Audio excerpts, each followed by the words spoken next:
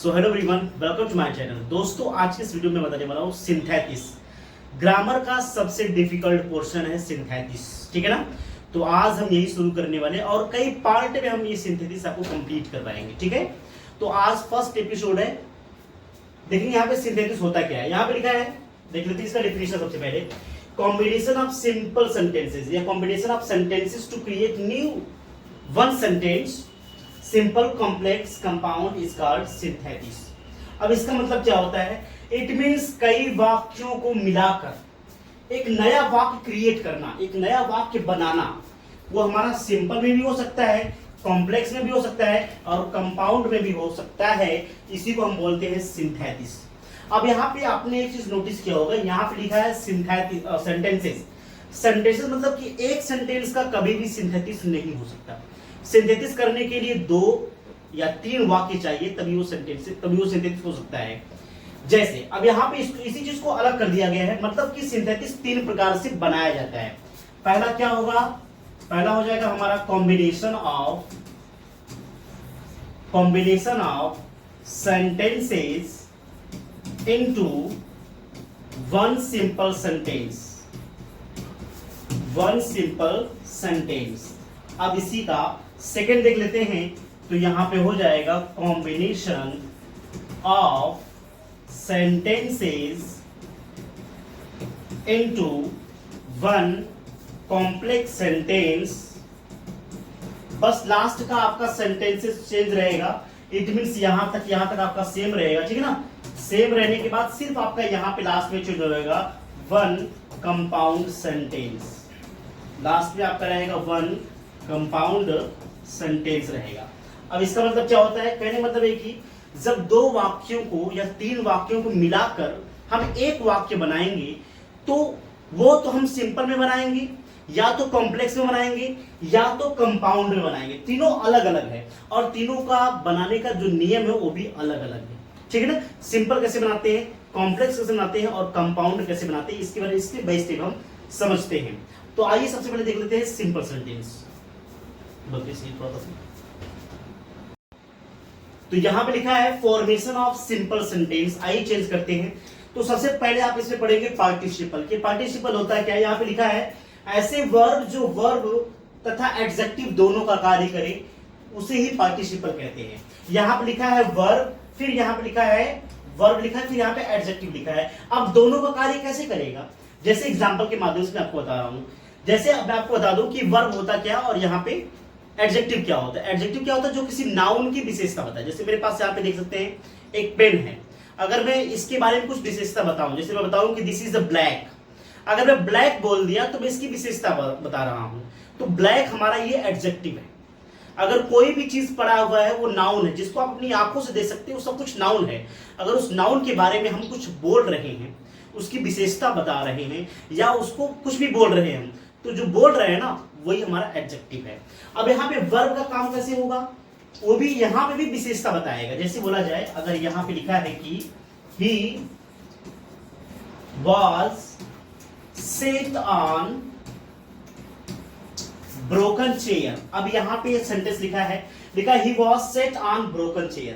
तो मैंने आपको बताया कि जो चेयर है, चेयर को आप देख सकते हैं, ये हमारा नाउन है, क्लियर है। अब नाउन की विशेषता यहाँ पे कौन बता रहा है? ब्रोकन।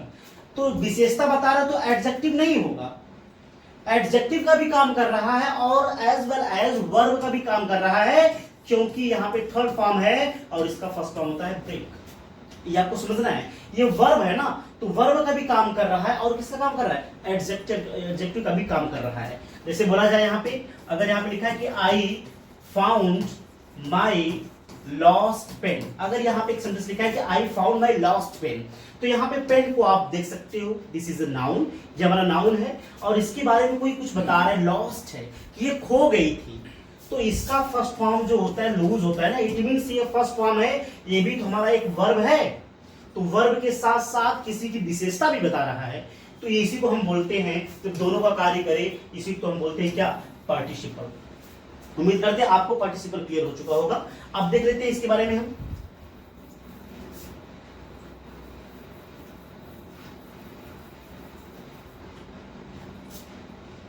अब यहाँ पे पार्टिसिपल जो होते हैं वो 3 प्रकार के होते हैं।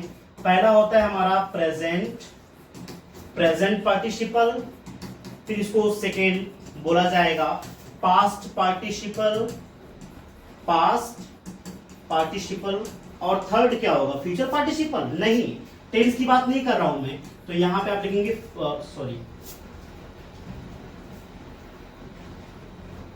तीसरा होता है परफेक्ट पार्टिसिपल। तो तीनों को यहाँ पे डिवाइड किया गया है, ठीक है ना। तो पहला होता प्रेजेंट होता है प्रेजेंट पार्टिसिपल, सेकंड होता है past participle and third is perfect participle. तो फर्स्ट हम पढ़ेंगे किसके बारे में, प्रेजेंट पार्टिसिपल के बारे में। ये होता है क्या, इसके बारे में देख लेते हैं। प्रेजेंट पार्टिसिपल, अब देखिए यहां पे क्या होगा, वर्ब का हमेशा आपको फर्स्ट फॉर्म लगाना और उसमें क्या जोड़ना पड़ेगा, आईएनजी जोड़ना पड़ेगा। अब किस कंडीशन में आप आईएनजी जोड़ेंगे इसके बारे में आपको बता देता हूं। जैसे यहां पे एक एग्जांपल लिखा है, एग्जांपल के माध्यम से आपको समझाने की कोशिश कर रहा हूं।